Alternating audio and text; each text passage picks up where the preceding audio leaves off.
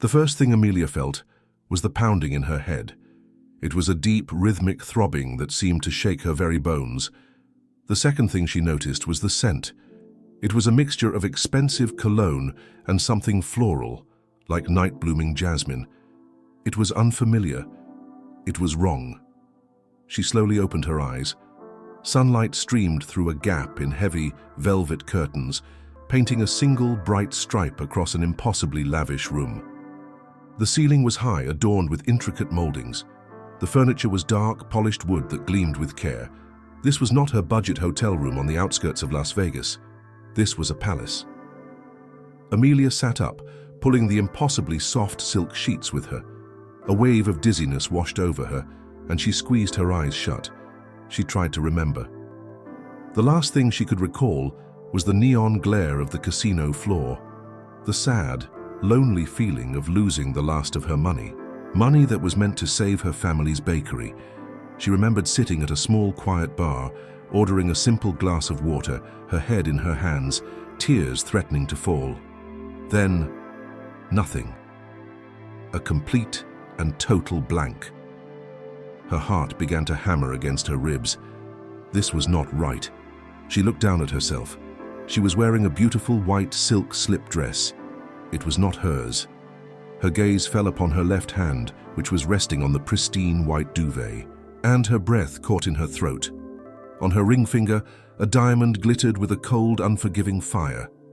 It was huge, perfectly cut, and sat beside a simple, elegant gold band. A wedding band. Panic, cold and sharp, pierced through the fog in her mind. This had to be a dream, a terrible, bizarre nightmare. She tried to pull the rings off, but they would not budge. They felt as if they had always been there. A voice, deep and smooth as velvet, cut through her rising terror. "Good morning, wife?" Amelia's head snapped up. A man was standing by the window, partly hidden in the shadows. He was tall and broad-shouldered, wearing a perfectly tailored black suit. As he stepped into the light, she saw his face. He was handsome, in a severe, dangerous way, with dark hair, intense eyes, and a jawline that looked like it was carved from stone. He did not look like a prankster. He looked like a man who never joked. "Who are you?" she stammered, her voice a weak whisper. "What is this? This is some kind of mistake." The man walked slowly towards the bed. He moved with a quiet, confident grace that was almost predatory. He stopped a few feet away, his expression unreadable. "My name is Dominic Moretti," he said, his voice calm and steady. "And there is no mistake." He held out a piece of paper. With a trembling hand, Amelia took it. It was a marriage certificate, official, stamped, dated for the previous night. And there were their names, Dominic Moretti and Amelia Rossi, and her signature, a sloppy, unfamiliar version of her own handwriting, was right there on the dotted line. "No," she whispered, shaking her head. "I do not remember this. I would never do this. I do not even know you." Dominic's eyes softened just a fraction, but his voice remained firm. "You were distressed. You were alone. I was there. We talked.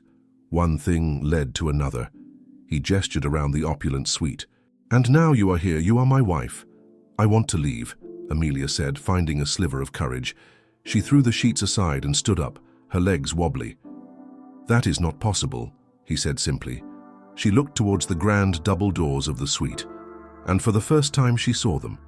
Two very large men in dark suits standing perfectly still, one on each side of the door. Their faces were like stone. They were guards. Amelia slowly turned back to Dominic, the full weight of her situation crashing down on her. The expensive room, the beautiful dress, the immovable rings on her finger, the guards at the door. He was not just a stranger. He was her captor. "You cannot do this," she said, her voice shaking with a mixture of fear and defiance. Dominic took a step closer. His intense gaze held hers. "I can," he said, his voice a low, final whisper that left no room for argument. "And I have. Welcome to the family, Amelia Moretti." Just a few days ago, Amelia's world was a universe away from the silent luxury of Dominic Moretti's suite. Her world was not silk and diamonds. It was flour and sugar and the warmth of a family legacy. Her home was a small apartment above Rossi's Pastries, the bakery her grandfather had opened with his life savings after coming to this country. The air there was always warm. It smelled of yeast and melting chocolate, and the faint scent of cinnamon that clung to everything. It was the smell of her childhood. It was the smell of love. Amelia's life was a simple, beautiful routine. Her alarm clock would ring long before the sun considered rising.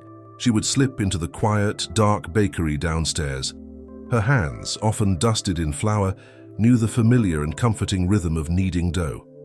She found peace in the quiet work of the early morning. She found joy in creating something beautiful from simple ingredients. Her father, Marco, would join her soon after. He was a man whose heart was as warm as his ovens. He would hum old songs while shaping the loaves of sourdough, his movements a dance he had perfected over 50 years. Her mother, Elena, was the soul of the shop's front. She knew every regular customer by name. She remembered the details of their lives, always ready with a kind word and a warm smile. They were a team. They were a family, woven together by love and bread dough. But beneath the sweet surface of their lives, a bitter reality was growing. Stacks of unpaid bills sat hidden in a drawer beneath the cash register. The letters from the bank were becoming more frequent, more demanding. A new, flashy commercial bakery had opened down the street, luring customers away with cheap prices and trendy decor. Rossi's Pastries, with its old-world charm and quality ingredients, was struggling to survive. Adding to their burden, her father's health was failing. His hands, once so strong and sure, now trembled. The doctor's visits were expensive. The medicine he needed to feel well was a cost they could barely afford. The worry was a constant silent guest at their dinner table. It etched new lines onto her mother's face and stole the light from her father's eyes. Amelia felt the weight of it all on her shoulders. She could not bear to watch her parents lose everything they had worked for. She could not stand to see her father's legacy crumble into dust. Desperation was a quiet seed that had taken root in her heart. Las Vegas was a whisper of a crazy idea, a foolish, desperate hope. She took the small amount of money she had saved for a rainy day, a fund she had dreamed of using for a small trip, and she bought a bus ticket. She told her parents she was visiting an old friend from school for a few days. She could not bear to tell them the truth. She could not add her own foolishness to their worries.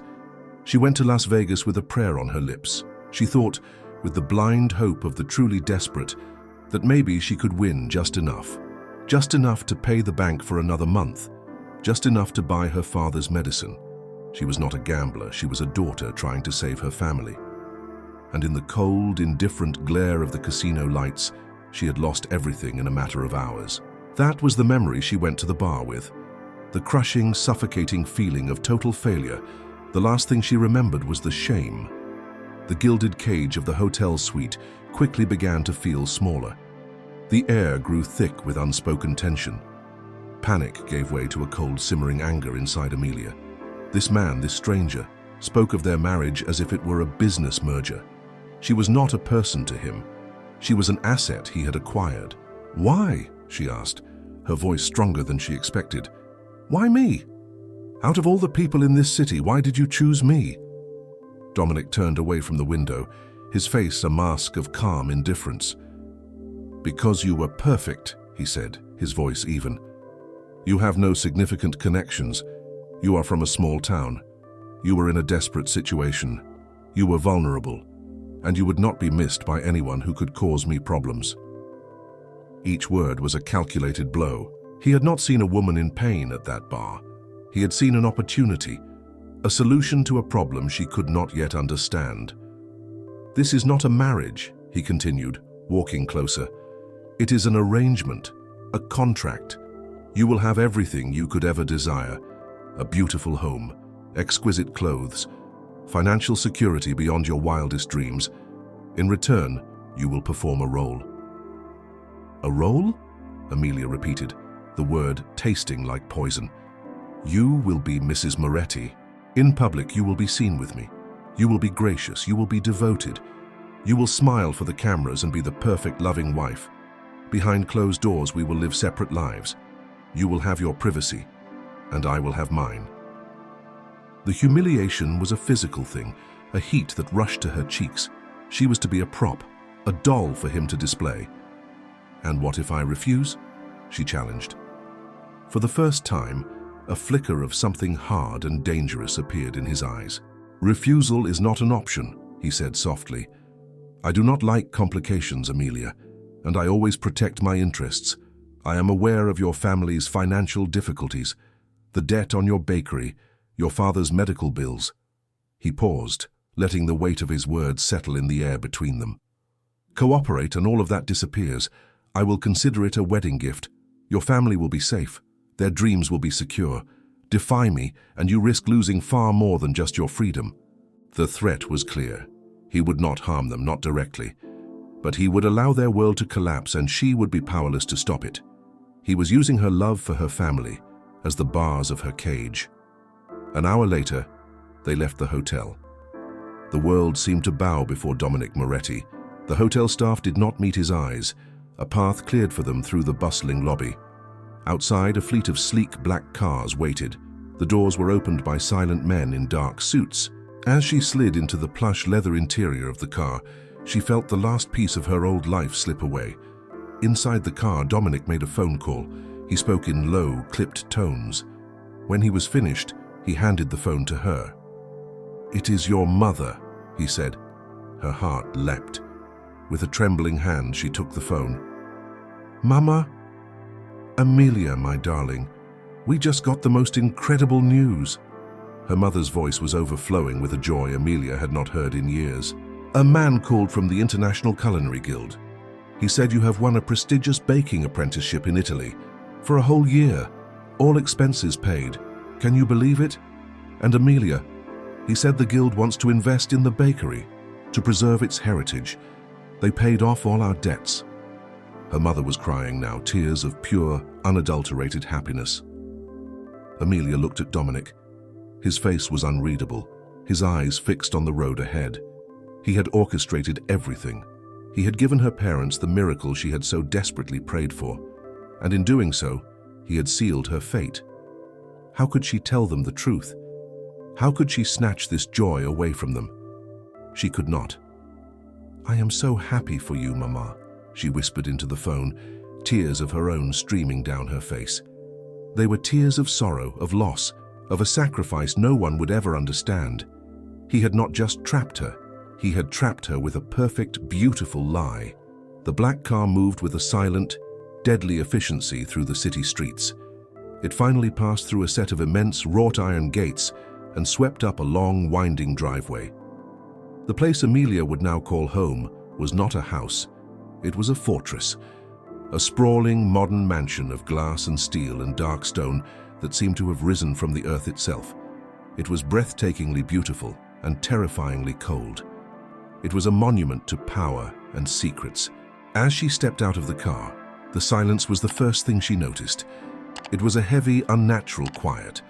There were no sounds of neighbors, no children playing, only the distant whisper of the wind through meticulously manicured trees. This was a world apart, isolated and untouchable. Inside, she was introduced to the staff. They were polite, efficient, and their faces were professionally blank. They greeted her as Mrs. Moretti. The name felt like a costume she was being forced to wear. A stern older woman named Sophia, the head of the household, showed Amelia to her rooms. It was not a single room, but an entire wing of the mansion. It had a bedroom larger than her entire family's apartment, a bathroom carved from marble, and a walk-in closet filled with designer clothes in her exact size. Dominic's planning had been chillingly thorough. A wall of glass looked out onto a pristine garden and a deep blue swimming pool, but the glass felt more like the wall of an aquarium than a window. She was something to be looked at, contained and cared for, but never truly free. The first few days passed in a slow, suffocating blur. Amelia felt like a ghost, drifting through the silent, echoing halls of the mansion. She was utterly and completely alone. The staff spoke to her only when necessary. Dominic was a phantom. He would be there for breakfast, sitting at the far end of a dining table that could seat 30 people, reading a newspaper. He would ask if she needed anything, his voice polite but distant. He never asked how she felt.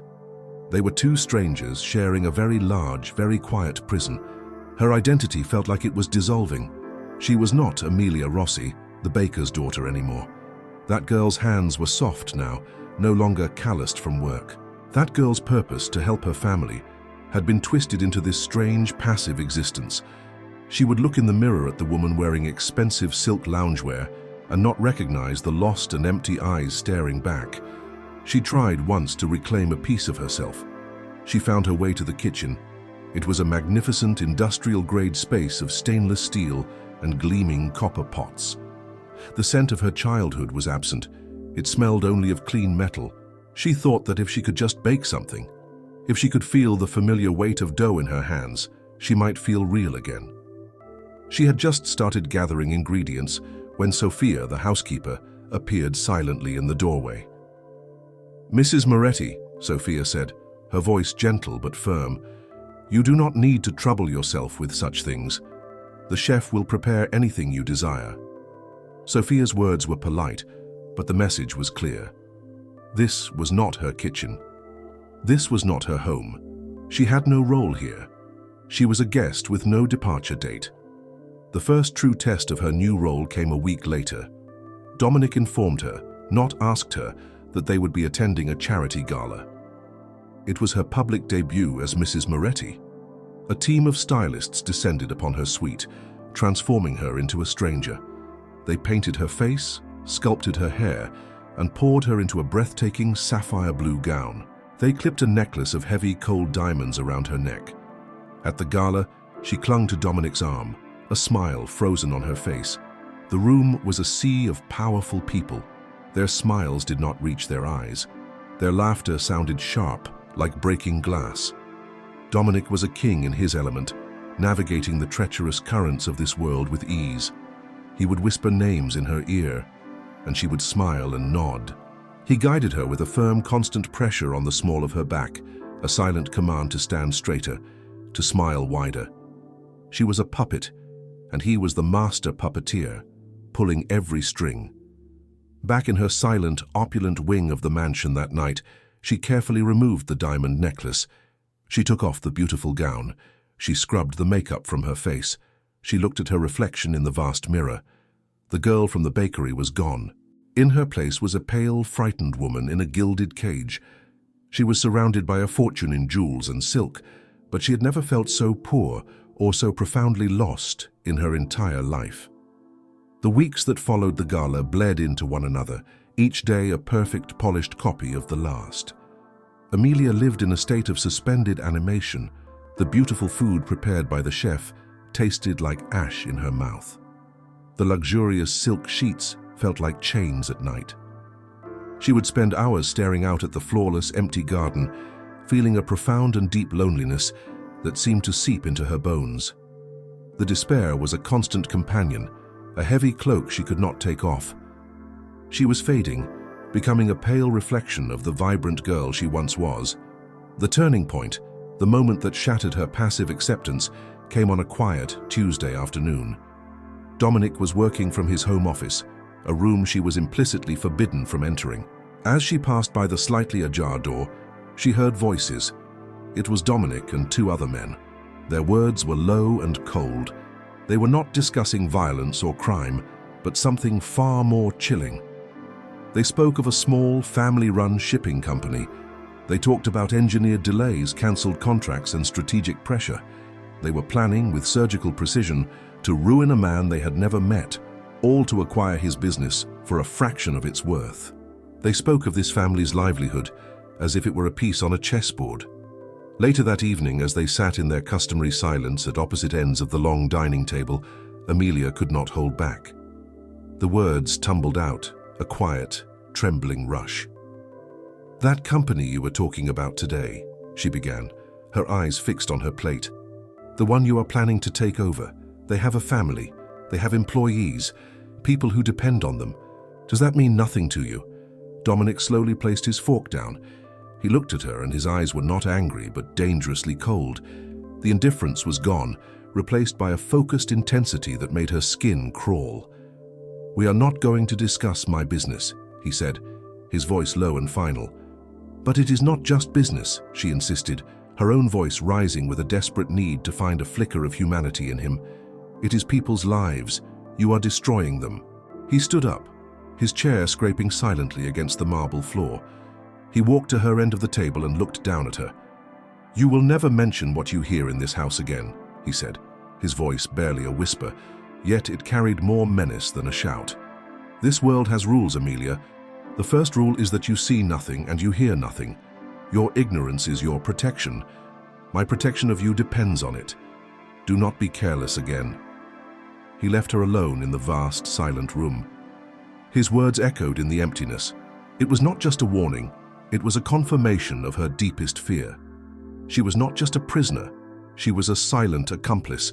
Her luxurious life was paid for by the ruin of others. That was her rock bottom.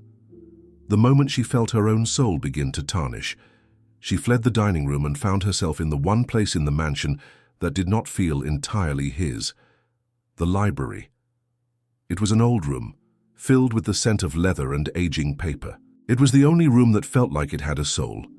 She ran her fingers over the spines of the old books, not reading the titles, just needing to touch something real. As she reached for a heavy volume, her fingers knocked a smaller book that had been wedged behind it. It fell to the floor with a soft thud.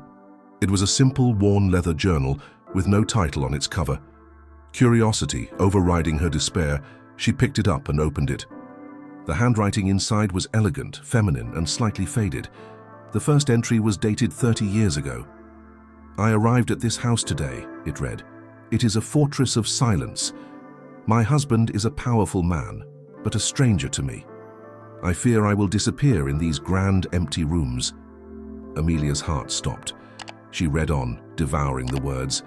It was the journal of Isabella Moretti, Dominic's mother. Page after page, Isabella wrote of the same suffocating loneliness that Amelia felt. She wrote about feeling like a beautiful bird in a cage, but then the tone began to change. "I have decided I will not be a ghost in my own home," one entry read. "In a world of stone, you must learn to grow your own flowers. I will find a place that belongs only to me." A few pages later, she found it. "I have found a forgotten corner of the estate, behind the old stone wall of the west garden. No one ever goes there. It is overgrown and wild. There, I will plant a garden, a small rebellion of color against all this gray." Amelia closed the journal, her fingers tracing the worn leather cover. The words were a message sent across time. A flicker of warmth ignited within her chest. She was not the first woman to feel lost in this house, and Isabella had not given up. She had fought back, not with anger or escape, but with a quiet act of creation. It was not a plan to get out. It was a plan to survive. A small, secret purpose that was entirely her own. She would find Isabella's garden, and in that forgotten corner of this stone kingdom, she would begin to grow. For the first time since she had arrived in Dominic's world, Amelia woke up with a purpose. It was a small, secret thing, but it felt like an anchor in the turbulent sea of her life. Holding Isabella's journal close to her heart, she began her search. She walked the perimeter of the manicured estate, her eyes scanning for the landmark from the diary. An old stone wall in the west garden. She found it on the second day. Tucked away behind a row of towering, dense hedges was a section of the grounds that had clearly been neglected for years. A high, weathered stone wall covered in ivy formed the boundary. The space in front of it was a chaos of weeds and tangled vines. It was exactly as Isabella had described, a forgotten place left to go wild. It was perfect. Amelia returned the next morning, wearing a simple pair of trousers and a plain shirt she had found at the back of her enormous closet. Her hands were soft and uncalloused, but she began to work, pulling at the thick, stubborn weeds. The work was hard. Thorns scratched her arms. Her muscles ached within minutes. But she did not stop. With every weed she pulled, she felt like she was clearing away a piece of her own despair. She was so focused that she did not notice the old man until he was standing just a few feet away. He was one of the estate's gardeners, a man she had seen from a distance but never spoken to. He was weathered by the sun, his face a roadmap of gentle wrinkles. He had kind, observant eyes and hands that knew the language of the earth. He simply watched her for a long moment, his expression unreadable. Amelia's heart froze. She expected to be reprimanded, to be sent back inside. The man, whose name she would learn was Matteo, did not say a word. He simply walked away. A few minutes later, he returned. He held out a pair of thick leather gardening gloves and a small, sturdy trowel. He placed them on the ground near her. Then he picked up a pair of shears and began to silently work on a thorny, overgrown bush nearby. It was an offering, an unspoken alliance. Over the next few days, a quiet routine formed between them. Amelia would come to the forgotten garden, and Matteo would appear shortly after, bringing tools or a bucket for the weeds. They worked in a comfortable silence, the only sounds the scrape of metal against soil and the rustle of leaves. One afternoon, as they rested in the shade, Matteo finally spoke about her. "She would have liked this," he said, his voice raspy from disuse. "Mrs. Isabella." Amelia looked at him, her heart filled with a hopeful warmth. "You knew her?" "I have worked on these grounds for 40 years, Matteo said with a sad smile. "I knew her well. She was the one who first planted this garden. She used to say that growing something beautiful in a hard place is the bravest thing a person can do." Matteo became her confidant. He told her stories of Isabella's kindness, her quiet strength, her love for roses and lavender. He also told her small things about Dominic. He spoke of a quiet, serious boy who would follow his mother through the gardens, his small hands carefully touching the petals of the flowers she grew. He painted a picture of a boy who had learned to build walls around his heart long before he built them around his home. It did not excuse the man he had become, but for the first time, Amelia saw a flicker of the human being hidden beneath the cold, powerful facade. Slowly, miraculously, the garden began to change. And so did Amelia. As the rich soil replaced the stubborn weeds, a sense of purpose replaced her despair. The physical work made her body feel strong and alive. The sun on her skin felt real. For the first time in months, she was not just existing, she was creating. She would return to the cold, silent mansion at the end of the day with dirt under her fingernails and a secret, stubborn warmth in her heart. The cage was still there, but she no longer felt like a prisoner in it. She was tending to her own small patch of freedom. Several months passed. The secret garden, once a forgotten tangle of weeds, was now a vibrant sanctuary of color and life. Under Matteo's guidance, Amelia had cultivated rows of lavender, bright red poppies, and delicate white roses that had been Isabella's favorite. The garden's transformation mirrored her own. She was no longer a wilting flower in a gilded cage. She had found her roots. Her spirit, once pale and frightened, now had a quiet, resilient strength. Dominic had noticed the change. The fear in her eyes was gone, replaced by a calm self-possession. She moved through the house not like a prisoner, but like a woman who had found her own space within it. He did not know about the garden, but he saw its effects. Her presence was no longer just a requirement of their arrangement. It was a quiet, steadying force in the silent house. He found himself watching her, intrigued by the woman she was becoming. The reason for their marriage was finally upon them. Dominic was to host a dinner that would finalize a fragile peace treaty with a rival family, led by a notoriously cunning and ruthless man named Rico Bastiani. The success of this dinner, the culmination of years of tense negotiation, depended on a flawless presentation of stability and power.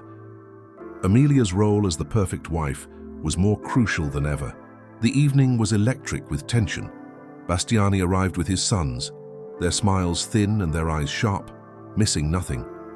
He was polite to Amelia, but in a way that felt like he was studying a new, exotic possession of his rival. Throughout the meal, he directed subtle, probing questions at her, testing her knowledge, her composure. Amelia, remembering the strength she felt with soil on her hands, met each question with a calm, unshakable grace. The main course had just been served when Bastiani made his move. He swirled the wine in his glass, a predatory gleam in his eye. "I must say, Dominic," he began, his voice smooth and dangerous, "you are a man of many hidden talents, and your wife is full of surprises." He then turned his gaze fully on Amelia. "I was just hearing the most heartwarming story," Bastiani continued, his voice loud enough for the entire table to hear. About a small family bakery, Rossi's Pastries, I believe it is called, on the verge of collapse one day, and saved by a miraculous anonymous investor the next. Such a fortunate turn of events for them. It is truly amazing what can happen when a daughter makes a beneficial connection. The air turned to ice. It was a direct, brutal attack. Bastiani was showing everyone at the table that he knew the truth. He was exposing Amelia's origins to humiliate her and, by extension, to reveal Dominic's marriage as a desperate sham. He was telling Dominic in front of everyone that his wife was a vulnerability and that her family was a target. The old Amelia would have crumbled. But the woman who sat at the table was not the same person. She placed her fork down gently. She looked directly at Rico Bastiani, and she smiled. It was a warm, genuine, and completely disarming smile. "Thank you for mentioning that, Rico," she said, her voice clear and steady, carrying across the silent table. "It is a wonderful story, is not it? My husband," she said, turning her warm gaze to a stunned Dominic, "has been so incredibly supportive of my family and their passion. He believes that true strength, in business and in life, comes from building up the things you love." She then turned her eyes, now cool and direct, back to Bastiani, not from tearing them down. A deafening silence fell over the room. Amelia had not only refused to be the victim, she had taken his weapon and turned it against him. She had reframed Dominic's cold transaction as an act of noble support, enhancing his reputation. And she had delivered a sharp, elegant rebuke of Bastiani's own destructive tactics. He had expected to find a pawn. He had found a queen. Bastiani, for the first time that evening, looked outplayed. He raised his glass, his smile now forced. "To Dominic," he said, "and his very formidable wife." Later that night, after the guests had departed and the treaty was signed, Dominic found Amelia in the library. The air between them crackled with an entirely new kind of tension. "How did you do that?" he asked. There was no anger in his voice, only a raw, undisguised astonishment. "He was trying to destroy us. He was trying to destroy me." Amelia stood tall, meeting his gaze without fear. "He failed. But I cannot protect you if I am working in the dark. This arrangement, Dominic, has to change." She took a breath, the words she had practiced in the quiet of her garden finally coming to life. "I am your wife. Your name is my name. Your enemies are my enemies. I will not be a doll you hide away in a suite of rooms. I will not be your ignorant, protected secret anymore. If I am to be Amelia Moretti, then I will be your partner. You will tell me what I need to know. You will treat me with respect. No more lies. No more secrets between us." She had laid her terms on the table. She was not asking to be set free. She was demanding to be let in.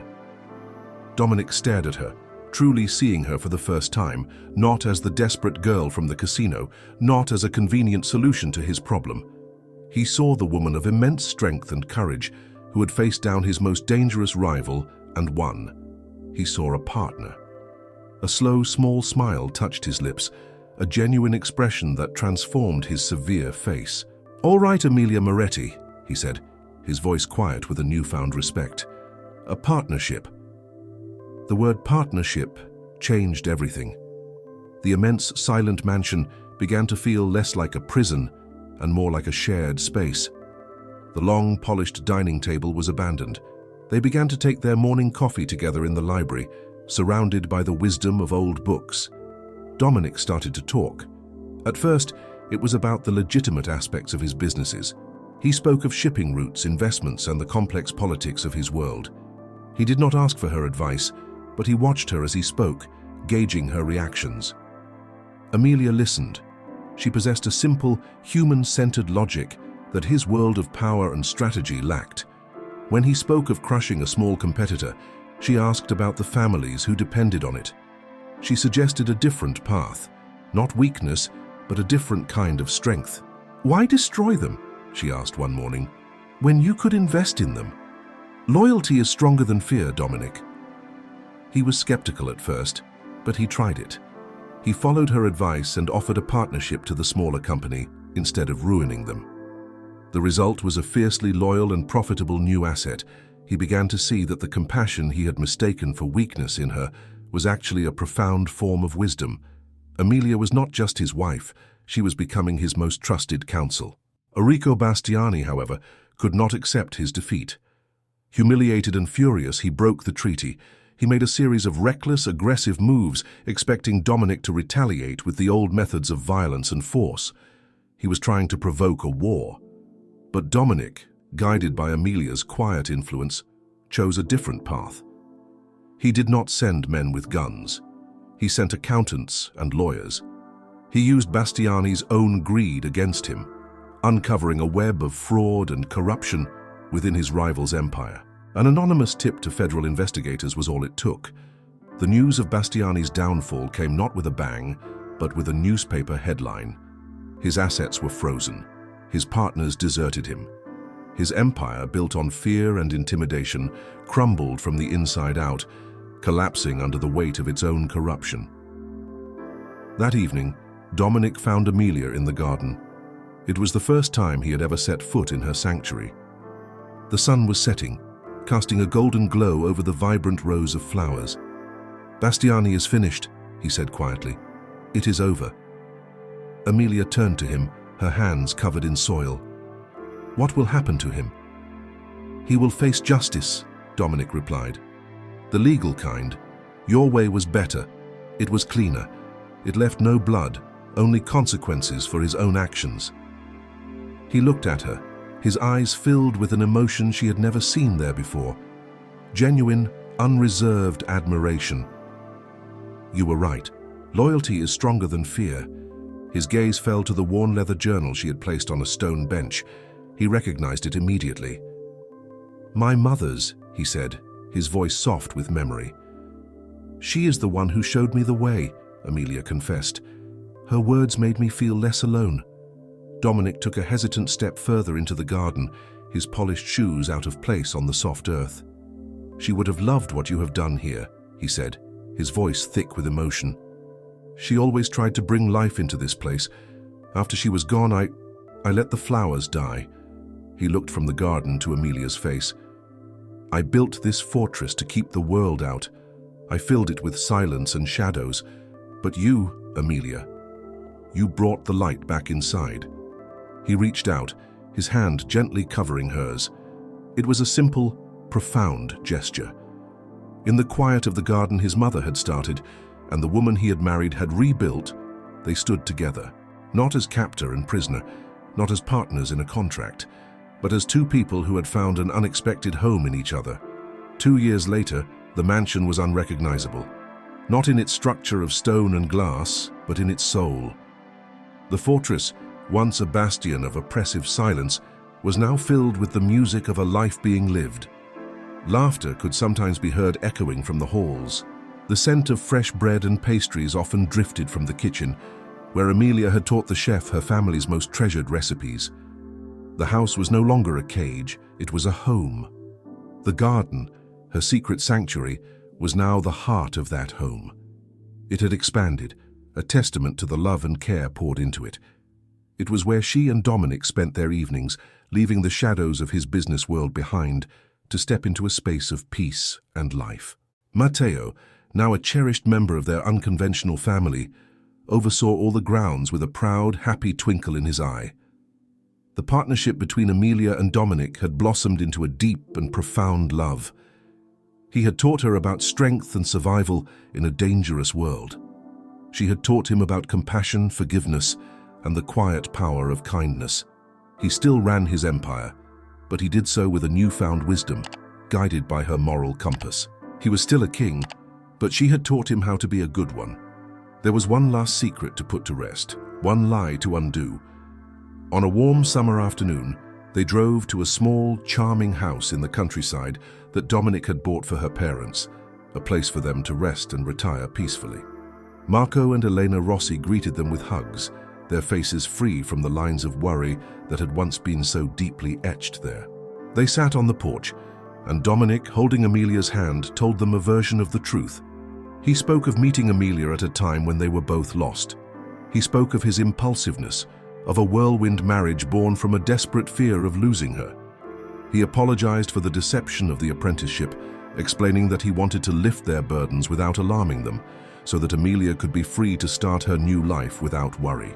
Her parents listened, not to the incredible story, but to the tone of his voice. They watched the way he looked at their daughter, as if she were the center of his entire universe. They saw the confident, happy, and deeply loved woman their daughter had become, and that was all the truth they needed.